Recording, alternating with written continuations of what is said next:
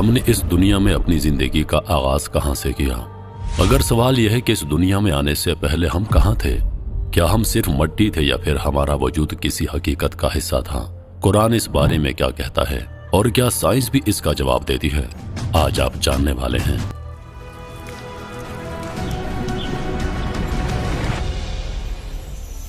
इंसान की जिंदगी के लिए अल्लाह ताला ने 4 आलमों का तायुन फरमाया। आलम अरवाह, आलम दुनिया, आलम बरज़ख और आलम आखिरत। हयात जिंदगी इन 4 आलमों पर मुश्तमिल है और हर इंसान को इन 4 आलमों से गुजरना पड़ता है। हम लोग आलम अरवाह से आए हैं, आलम दुनिया में रह रहे हैं, मरने के बाद आलम बरज़ख में चले जाएंगे और आलम आखिरत में क़यामत के दिन फिर से इकट्ठे किए जाएंगे। अल्लाह ताला ने पहले जब हमें पैदा फरमाया तो अरवाह की शक्ल में पैदा फरमाया और जिस आलम में हमें रखा गया वो आलम अरवाह था। आलम अरवाह को आलम अरवाह इसलिए कहा जाता है कि वहाँ पर सिर्फ रूहें रहती हैं, वहाँ पर जिस्म नहीं होता, और क्योंकि रूह पाक और नूरानी होती है। इस्लामी रिवायात के मुताले से हमें यह बात पता चलती है कि इस दुनिया में भेजे जाने से पहले हम सभी एक और आलम में भी रहकर आ चुके हैं, जिसे आलम अरवाह कहते हैं। यानी रूह को इंसान के पैदा होने से पहले ही पैदा करके आलम अरवाह में रखा गया। रिवायत है कि आप अलैहिस्सलाम ने फरमाया, अल्लाह ताला ने रूह को इंसानों के पैदा होने से 2000 साल पहले पैदा कर दिया था। कायनात में जब अल्लाह और उसके फरिश्तों के सिवा कोई दूसरी मखलूक नहीं थी, तब अल्लाह ताला ने ये इरादा फरमाया कि एक ऐसी मखलूक पैदा की जाए जो मेरी इबादत करे और मुझे रब तस्लीम करे। चुनांचे अल्लाह ताला ने अपने नूर से आलम अरवाह को पैदा किया और फिर अपने खास नूर से तमाम रूहों को पैदा फरमाया। रूहें अल्लाह ताला के नूर से जुदा होकर बिल्कुल साकत और बेजान हो गईं। अल्लाह ताला ने अपनी मोहब्बत की निगाह से उन पर शफकत फरमाई और फरमाया, क्या मैं तुम्हारा रब नहीं हूँ? ये नूरानी अल्फाज सुनकर तमाम रूहों ने कहा, जी हाँ, आप ही हमारे रब हैं। इसी फितरत और अहद के साथ इंसान इस दुनिया में आता है, मगर दुनिया में आने के बाद माहौल उसको अपने सांचे में डाल देता है। जैसा कि अल्लाह के रसूल सल्लल्लाहु अलैहि वसल्लम ने फरमाया कि जब भी कोई बच्चा पैदा होता है, फितरी तौर पर दीन इस्लाम यानी दीन हक लेकर पैदा होता है, मगर बाद में उसके माँ बाप उसको अपना दीन सिखा देते हैं। इसी बात का जिक्र कुरान मजीद में कुछ इस तरह से है। जब अल्लाह ताला ने हजरत आदम अलैहिस्सलाम और उनकी औलाद को पैदा फरमाया तो उनसे इकरार करवाया कि क्या मैं तुम्हारा रब नहीं हूँ? वो कहने लगे, क्यों नहीं, हम गवाह हैं। ये इकरार इसलिए करवाया गया ताकि क़यामत के दिन तुम ये ना कह सको। उसके बाद अल्लाह ताला ने ऐलान किया कि अगर तुम में से कोई दुनिया और दुनियावी हैसियत चाहेगा तो मैं उसे वो अता करूंगा। अगर कोई जन्नत चाहता है तो मैं उसे वो भी दूंगा, और अगर मेरी जात मेरी पहचान चाहता है तो मैं उसे वो भी अता करूंगा। तमाम इंसानों की रूहें दुनिया में आने के बाद, क्योंकि हमारी सोच और अकल महदूद है, इसलिए हमें अपनी रूहानी जिंदगी याद नहीं, लिहाजा अब हमें अपना वादा याद नहीं। इसलिए अल्लाह ताला ने अंबिया कराम अलैहिस्सलाम भेजने का सिलसिला जारी किया ताकि वो हमें बार बार किया हुआ अहद याद दिलवा सके और सही रास्ता बता सके।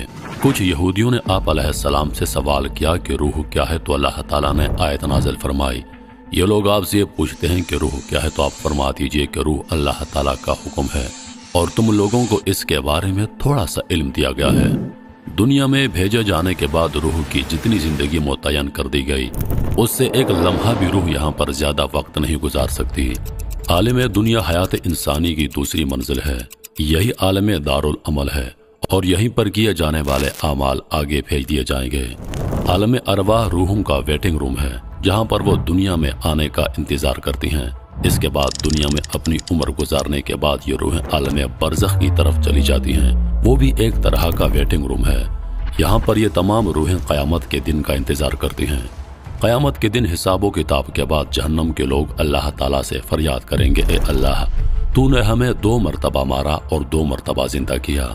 इससे आगे कोई और भी मरहला मौजूद है, मगर आखिरत आखिरी मरहला है और वहाँ पर लोग हमेशा हमेशा की जिंदगी गुजारेंगे।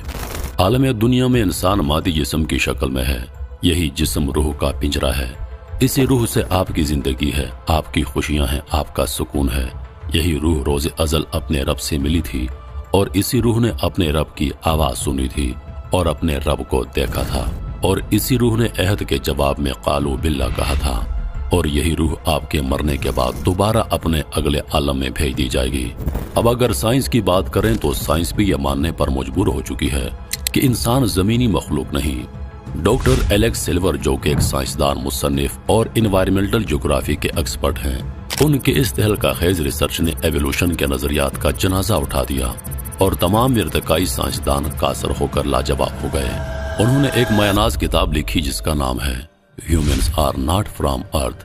انسان اس سیارے یعنی زمین کا اصل رہائشی نہیں ہے، بلکہ اسے کسی دوسرے سیارے پر تخلیق کیا گیا اور کسی وجہ سے اس کے اصل پلانٹ سے اس کو زمین پر بھیج دیا گیا۔ اس کتاب میں ان کے الفاظ پر غور کیجئے۔ ذہن میں رہے کہ یہ الفاظ ایک ایسے سائنسدان کے ہیں جو کسی مذہب کو نہیں مانتا۔ ان کا کہنا ہے کہ انسان جس ماحول میں پہلی بار تخلیق کیا گیا اور جہاں یہ رہتا رہا ہے، وہ ماحول انسان کے لیے VVIP تھا۔ وہاں پر انسان بہت ہی نرم و نازک ماحول میں رہتا تھا۔ اس کی نازک مزاجی اور آرام پرست طبیعت سے معلوم ہوتا ہے کہ اسے اپنی روٹی روزی کے لیے کچھ بھی تردد نہیں کرنا پڑتا تھا۔ یہ کوئی بہت ہی لاڈلی مخلوق تھی جسے اتنی لگژری لائف میسر تھی۔ وہ ماحول ایسا تھا جہاں سردی اور گرمی کے بجائے بہار جیسا موسم رہتا تھا، اور وہاں پر سورج کی تیز دھوپ اور الٹرا وائلٹ شعاعیں بالکل نہیں تھیں جو اس کی برداشت سے باہر اور تکلیف دہ ہوتی ہے۔ تب اس مخلوق انسان سے کوئی غلطی ہوئی، اس کو کسی غلطی کی وجہ سے اس آرام دہ ماحول سے نکال کر پھینک دیا گیا تھا۔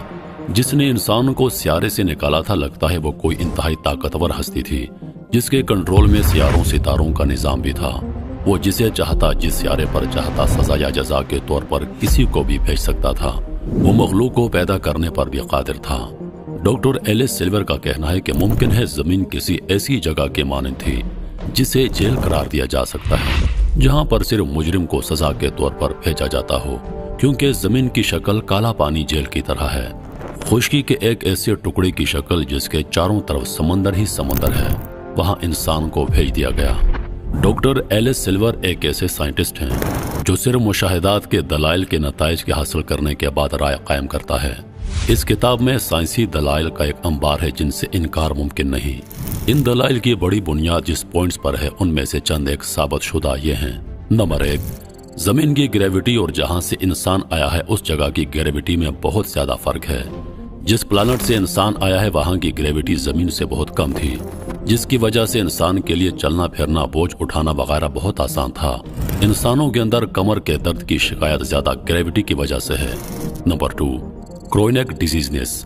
انسان میں جتنے دائمی امراض پائے جاتے ہیں وہ باقی کسی بھی ایک مخلوق میں نہیں ہے جو زمین پر بس رہی ہیں۔ ڈاکٹر ایلیس سلور لکھتا ہے کہ آپ اس روئے زمین پر ایک بھی ایسا انسان دکھا دیجئے جسے ایک بھی بیماری نہ ہو، تب میں اپنے دعوے سے دستبردار ہو جاؤں گا، جبکہ میں آپ کو ہر جانور کے بارے میں بتا سکتا ہوں کہ وہ وقتی بیماریوں کو چھوڑ کر کسی بھی ایسے مرض میں گرفتار نہیں۔ نمبر 3، سن سٹروک۔ ایک بھی انسان زیادہ دیر تک دھوپ میں بیٹھنا برداشت نہیں کر سکتا، بلکہ کچھ ہی دیر بعد اسے چکر آنے لگتے ہیں اور سن سٹروک کا شکار ہو سکتا ہے، جبکہ جانوروں میں ایسا کوئی ایشو نہیں۔ مہینوں دھوپ میں رہنے کے باوجود جانور نہ تو کسی جلدی بیماری کا شکار ہوتے ہیں، نہ کسی اور طرح کے مرض میں مبتلا ہوتے ہیں جس کا تعلق سورج کی تیز شعاؤں یا دھوپ سے ہوں۔ نمبر 4، انسان محسوس کرتا ہے اور ہر وقت اسے یہ احساس رہتا ہے کہ اس کا گھر اس پلانٹ پر نہیں۔ کبھی کبھی ایسی اداسی طاری ہوتی ہے جیسے کسی پردیس میں رہنے والے پر ہوتی ہے، چاہے وہ اپنے گھر میں خونی رشتہ داروں کے ساتھ ہی کیوں نہ ہو۔ Number 5، human temperature. زمین پر رہنے والی تمام مخلوقات کا ٹمپریچر ہر سیکنڈ بعد آٹومیٹک طریقے سے ریگولیٹ ہوتا ہے، جبکہ انسان کا ایسا کوئی سسٹم نہیں۔ انسان بدلتے موسم اور ماحول کے ساتھ بیمار ہونے لگ جائے گا۔ موسمی بخار کا لفظ صرف انسانوں میں ہے۔ Number 6، DNA۔ انسان اس پلانٹ پر پائے جانے والے دوسرے جانداروں سے بہت مختلف ہے۔ سیارہ زمین پر پائے جانے والے دوسرے جانداروں سے بہت مختلف اور زیادہ ہے۔ نمبر 7، زمین کے اصل رہائشی جانوروں کو اپنی غذا حاصل کرنا اور اسے کھانا مشکل نہیں۔ وہ ہر غذا ڈائریکٹ کھاتے ہیں، جبکہ انسان کو اپنی غذا کے چند لقمے حاصل کرنے کے لیے ہزاروں جتن کرنے پڑتے ہیں۔ پہلے چیزوں کو پکا کر نرم کرنا پڑتا ہے، جس کے بعد وہ غذا استعمال کے قابل ہوتی ہے۔ اس سے یہ بھی ظاہر ہوتا ہے کہ انسان زمین کا رہنے والا نہیں۔ جب یہ اپنے اصل پلانٹ پر تھا تو وہاں اسے کھانا پکانے کا جھنجھٹ نہیں اٹھانا پڑتا تھا، بلکہ ہر چیز کو ڈائریکٹ غذا کے لیے استعمال کرتا تھا۔ مزید یہ کہ انسان 2 پاؤں پر چلنے والا ہے، جو اس کے یہاں پر ایلین ہونے کی نشانی ہے۔ ایلین ہر اس مخلوق کو کہا جا سکتا ہے جو اس سیارہ زمین کا نہیں۔ انسان کو زمین پر رہنے کے لیے نرم و گداز بستر کی ضرورت ہوتی ہے، جبکہ زمین کے اصل باسیوں یعنی جانوروں کو اس طرح نرم بستر کی ضرورت نہیں۔ یہ اس چیز کی علامت ہے کہ انسان کے اصل سیارے پر سونے اور آرام کرنے کی جگہ انتہائی نرم و نازک تھی، جو اس کے جسم کی نازکی کے مطابق تھی۔ انسان زمین کے سب باسیوں سے بالکل الگ ہے، لہٰذا یہاں پر کسی بھی جانور، بندر یا چمپینزی وغیرہ کی ارتقائی شکل نہیں، بلکہ اسے کسی اور سیارے سے زمین پر کوئی اور مخلوق لا کر پھینک گئی۔ انسان کو جس اصل سیارے پر تخلیق کیا گیا تھا، وہاں زمین جیسا گندہ ماحول نہیں تھا۔ ایسی نرم و نازک جلد جو زمین کی سورج کی دھوپ میں جل کر سیاہ ہو جاتی ہے، اس کی پیدائش اس سیارے کے مطابق بالکل مناسب بنائی گئی تھی۔ یہ اتنا نازک مزاج تھا کہ زمین پر آنے کے بعد بھی اپنی نازک مزاجی کے مطابق ماحول پیدا کرنے کی کوشش میں رہتا ہے۔ جس طرح اسے اپنے سیارے پر آرام دہ اور پرتاش بستر پر سونے کی عادت تھی، وہ زمین پر آنے کے بعد بھی اسی کے لیے کوشش کرتا ہے کہ زیادہ سے زیادہ آرام دہ زندگی گزار سکوں۔ جیسے خوبصورت، قیمتی اور مضبوط محلات، مکانات اس کے ماں باپ کو وہاں پر میسر تھے، وہ اب بھی انہی جیسے بنانے کی کوشش کرتا ہے، جبکہ باقی سب جانور اور مخلوقات اس سے بے نیاز ہیں۔ یہاں زمین کی مخلوقات عقل سے عاری اور تھرڈ کلاس زندگی کے عادی ہیں، جن کو نہ اچھا سوچنے کی توفیق ہے نہ اچھا رہنے کی۔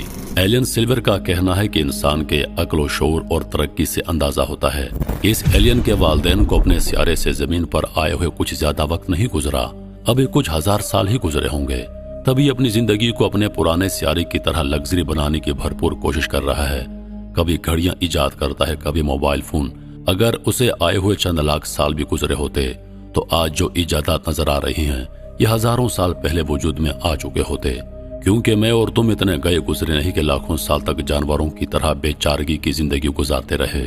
مزید یہ کہ وہ اس حوالے سے ارتقائی نظریے کی بھی بڑی تردید کرتے ہیں، یعنی کہ انسان بندر یا چمپینزی سے ترقی اور ارتقا کر کے انسان نہیں بنا، بلکہ یہ تو ایک معزز اور محترم مخلوق تھی جو ایک خاص شکل و صورت میں پیدا کی گئی۔ اگر یہ ارتقا ہی ہوتی تو آج کل کے بندر سے انسان کیوں نہیں بن رہے، اور یہ ارتقا بندر ہی کے ساتھ کیوں؟ دیگر جانوروں کا بھی تو حق بنتا ہے۔ ڈاکٹر ایلیس سلور کی کتاب میں اس حوالے سے بہت کچھ ہے، اور سب سے بڑی بات یہ ہے کہ اس کے دلائل کو ابھی تک کوئی جھوٹا ثابت نہیں کر پایا۔ یہ کوئی کہانی نہیں بلکہ حقیقی داستان ہے۔ میں اور تفصیل میں نہیں جاؤں گا، کیونکہ ہم سب اپنے باپ حضرت آدم علیہ السلام اور اماں حضرت حوا علیہ السلام کے معاملے سے اچھی طرح باخبر ہیں۔ سائنس بھی اللہ کی طرف چل پڑی ہے، اور سائنسدان وہ سب کہنے پر مجبور ہیں جو انبیاء کرام علیہ السلام ہزاروں سالوں سے اپنی نسلوں کو بتاتے آ رہے ہیں۔ ارتقاء کی نظریات کا جنازہ اٹھ چکا ہے۔ یہ سیارہ زمین ہمارا نہیں، اور اللہ نے بھی اپنی کتاب قرآن میں بار بار فرمایا ہے کہ اے انسانوں، دنیا کی زندگی تمہارے لیے صرف آزمائش کی جگہ ہے۔